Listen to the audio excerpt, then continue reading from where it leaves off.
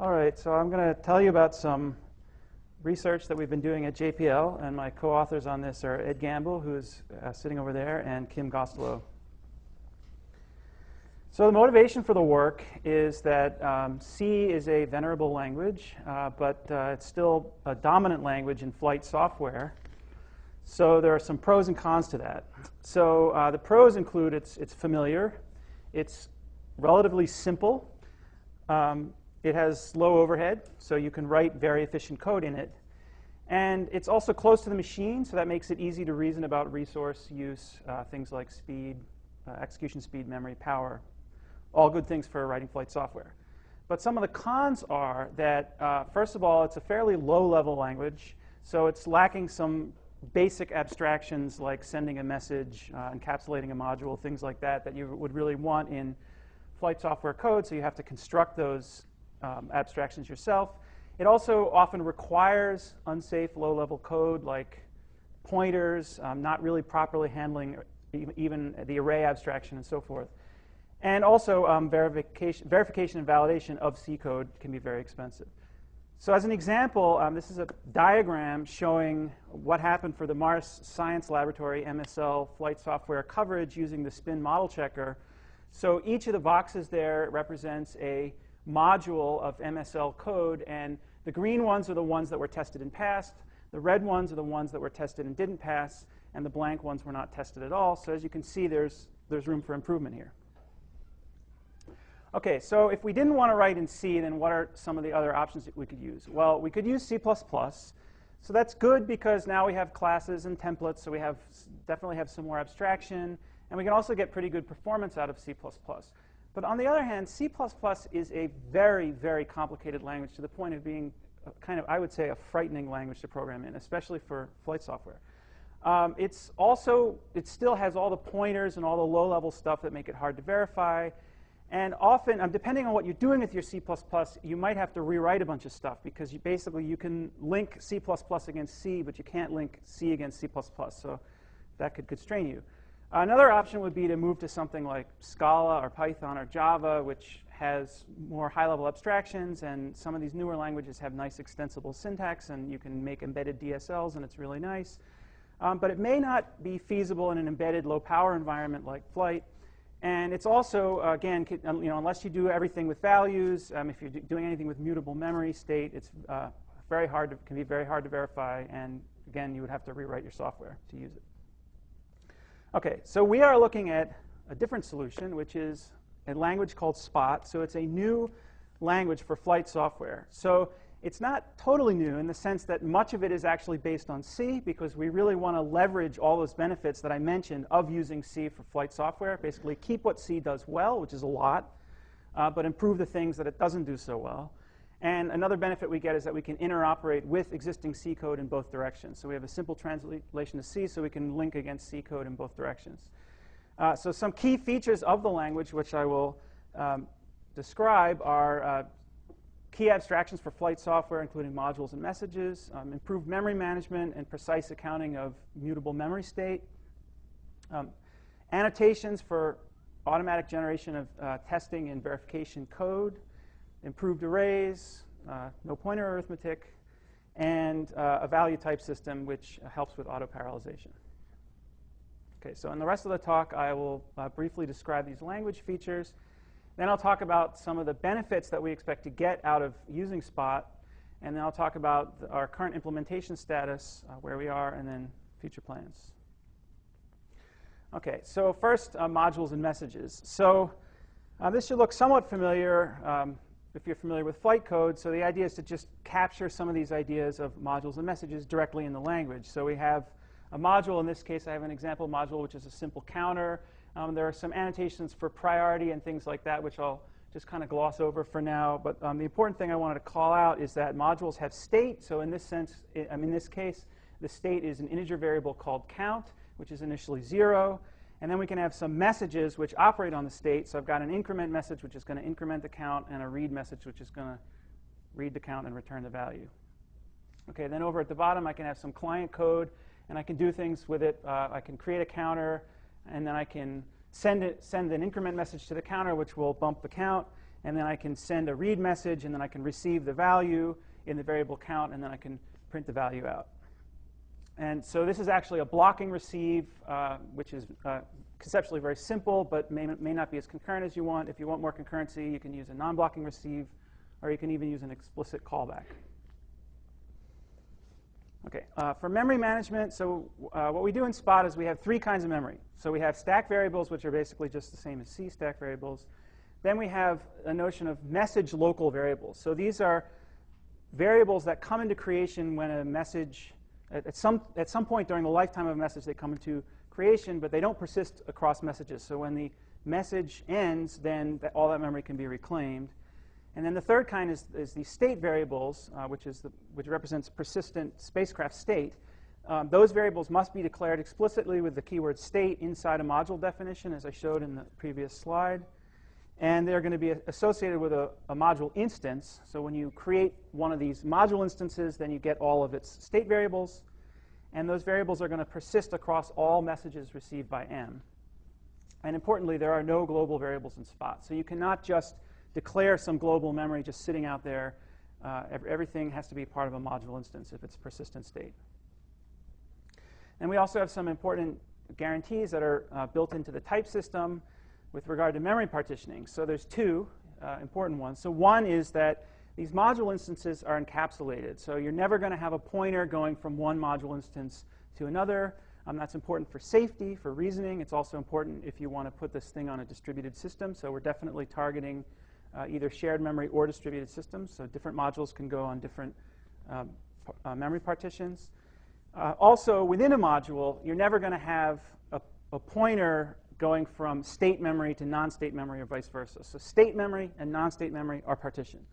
And the type system enforces all this using a combination of type consistency checks and implicit deep copies. So for example, if I have a function that has a pointer argument that's explicitly annotated state, and I've got a state variable x, then I can take the address of x, get a pointer to state, and pass that into the function. That's OK, because it's consistent. State pointer binding to state pointer. But then if I have some other variable y, which is just a t star that's not state, then that's telling me that whatever that pointer points to is pointing into the other partition. So if I want to send stuff from the one partition that's across a partition boundary like this, I've actually got to do a deep copy. And our type system actually has enough information that we can do this deep copying implicitly and automatically. So we essentially have a deep copy assignment operator built into the language, and you can just get that for free. Well, I mean, there might be some cost in terms of executing it, but in terms of writing it, you just write an assignment or a binding, and it'll happen. OK, updating state. So this is an important operation, and we want to call it out. So we do that with a keyword called next. And when we do that, we divide the memory into current state and next state. And so when you do an update to the next state, the current state gets buffered, and then all the updates to the next state get applied at the end of the message. So there's two motivations for this. So one is we want to use that buffered state because we might have to undo a message in the middle if there's a fault or something like that. And also we can separate the current state from the next state in writing assertions. So as an example of this, again with a counter, we could have a message read an increment, which increments the count, increments the next count, and then returns the first count. So what's going to happen here is when I come into this message, the current state is going to have n, some number n as the value of count. The next count is then going to get incremented, but the current count is still going to be n. So when I exit this message, I'm going to return n, because I said return count. So I'm going to return the old value of n, but the value of n that's seen on the next message call, the next value, is going to be n plus 1. OK, so to support V and V, we also have an annotation language it's simple but powerful, and it's built right into the language. So the syntax is simple. We just write an @ sign, and then an identifier, and then an expression in parentheses. And following languages like Java and Scala, we provide the syntax for this, and we can type check it, but we don't provide any semantics in the language definition. The semantics of what these annotations are is defined by some kind of checker. So we have two checkers in mind now, and you could think of other checkers, but one checker we're working on is something that takes these annotations like assumes and guarantees and generates code that can be used by the spin model checker to do exhaustive state space exploration.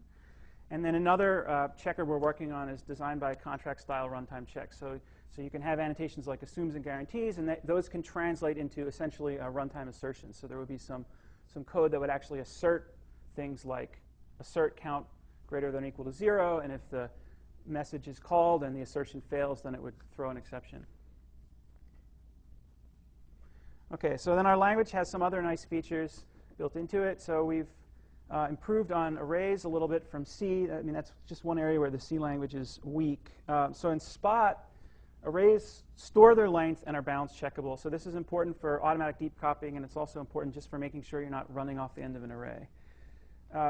We have Fortran style array iteration and array slices, multi-dimensional arrays with variable dimension sizes, and we've also disallowed pointer indexing. So unlike in C, we want to keep arrays and pointers as separate things. So if you have a pointer to an integer, that means that you can dereference it, but you're only pointing to one integer. You cannot start walking along the pointer and treating it as an array. If you want an array, you have to declare an array and create an array, and then you get an array which has its length, and you can index it like an array. We also have a notion of value types. So C, of course, has value types like int and float. So we just extend the concept of values. So now we can have compound values, like we can have a whole structure that can be a value, and it can even be a recursive data type like a tree. So we could basically write a structure that looks very much like a C structure, except we've just cleaned up the type def syntax there a little bit. So it's just basically defining a tree type. But if you put the word value in front of it, then that's saying it's immutable. And so you're going to create one of these things all at once and then never, ever update it. And that's essential for auto-parallelization. So of course, if you want to do something like this in C, it really requires you to use a pointer to a mutable struct. Because even though C has a const keyword, for a data structure like this, C sort of forces you a lot of times to allocate the data structure and then fill it in. And of course, it has to be mutable. But in Spot, you can create it and initialize it all at once and make it immutable. OK, so what are some of the expected benefits? So here's an overview of that. So first of all, we hope to get some significant improved programmability versus C with things that I mentioned, like the module and message abstractions, the memory management and state partitioning, and the approved arrays and value types. So that should just improve productivity and code comprehensibility and reasoning about code. We also have an atomic update of state, which I'll talk about. We can support auto-generation of verification code like spin and runtime checks, which I mentioned. And we also hope to be able to auto-generate a lot of telemetry code. We can support multi-core computations, and we have C compatibility. So now I'm going to talk about the middle 3 points in a little more detail. OK, so atomic update. What do I mean by that? So what I mean is that in the current Spot programming model, message handlers are going to update state atomically. So in particular, if you have a bunch of modules or module instances M1 through Mn, those are all going to run concurrently. They can each go in their own thread. They could each go on their own core. One or more of them could be scheduled on the same thread or the same core if that's more efficient. But conceptually, each one runs in its own memory space and its own thread of control. However, within one of these module instances, the message handlers are going to run sequentially. So there's going to be a message queue, and the messages are going to be processed one by one. So that means that any straight line code that's occurring inside a message body is guaranteed to operate atomically on the state of its module instance.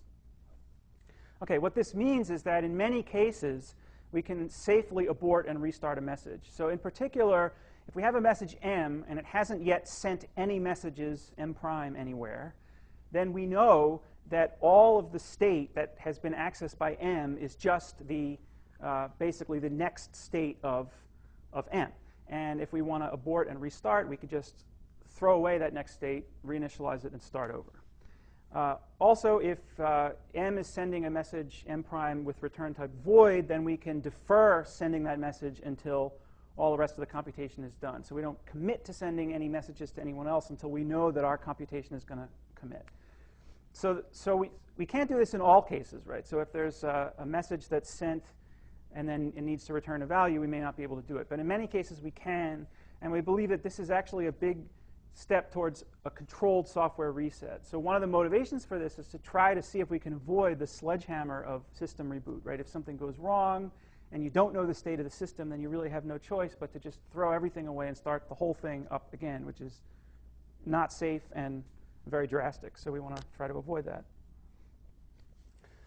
In terms of verification code, it's going to be straightforward to translate the annotations into runtime checks. We can generate test cases. For example, the user could provide some input ranges for tests in the annotations. The user can also write things like assumes, guarantees, and assert, and those can be turned into runtime checks. Spin code generation, we believe, should be straightforward, and we have some experience with this already. So we're using the C program itself as the Promella model. And because of this modular semantics, where each module has its own bounded state space, that should reduce the complexity of the spin model checking. And so overall, we're hoping that this can vastly reduce the cost of verification and validation for flight software. OK, in terms of generating telemetry code, so these days, there's a lot of code that has to be generated for telemetry. Some of it can be generated by autocoding, but it's a pain, and it's not well integrated with the information that's already present in the flight software code. So there's a lot of kind of duplication and redundancy in the code generation. So we believe that Spot can do a lot of this automatically. For example, things like engineering, housekeeping, and accountability is state. Spot knows about it, so it should just be able to report it out. Or event reporting, like you should be able to put an annotation on a state variable that just says when a certain event happens, I want you to report this, and Spot can do that. For example, it could check if a certain state variable was changed and then report that. So that information is built into the language. In terms of multi-core support, as I said, each module is logically a thread, can go on its own core. So that's one form of multi-core. Another form, that's a kind of multi-core concurrency. We also have a notion of multi-core parallelism within a message body. So we could parallelize a message body by using value types to minimize access to shared mutable data, writing helper functions as pure functions as much as possible. And if we do that, then we should actually just be able to get auto-parallelization, which is really nice. Of course, sometimes you need mutable data because it may just be too expensive to do everything by copying and pure functions.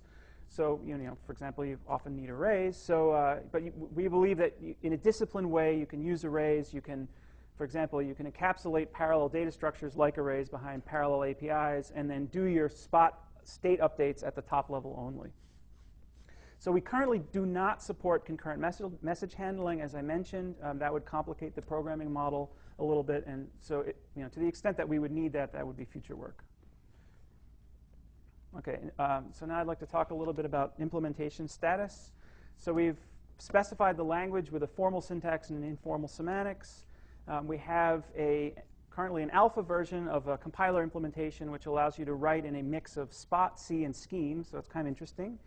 But it illustrates the main ideas and generates C and Promella code, and it links against a concurrent runtime. And we have a beta version that is going to translate the actual Spot language into C and Promella. And we have a parser for that currently, and we are working on Spot to C and Spot to Promella code generators. And for case studies, we've done this on some simple examples already using the alpha compiler. And we're working on some more extensive examples, realistic examples drawn from MSL entry, descent, and landing code. OK, and in terms of future plans, so we would like to forge ahead with the implementation, and then once we have a robust enough implementation, answer some research questions, such as what are the gains of doing this versus plain C in terms of safety and verification, in terms of productivity, what is the performance cost, because you're clearly going to have to pay some performance costs for doing this, but we hope that it will be acceptable. And we would like to evaluate this for deployment in real flight missions. So we expect a beta version of the compiler to be complete by the end of FY14, and we have several flight projects that have expressed an interest in using this language for their missions. OK, and I'd just like to close by acknowledging some of the many people that have influenced Spot. So Rafi Soam has been very influential, especially in the beginning, getting going. Jane O, Miguel San Martin, Rob Manning, Bill Whitaker, and of course the programming languages research community. So a lot of ideas that have been floating around for a long time, like object-oriented and active-based programming, state encapsulation, and functional programming. So we're leveraging all that. Okay, so that's what I have. Thank you.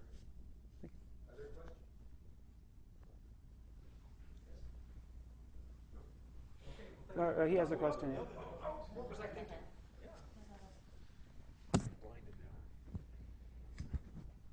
Okay, a couple of things.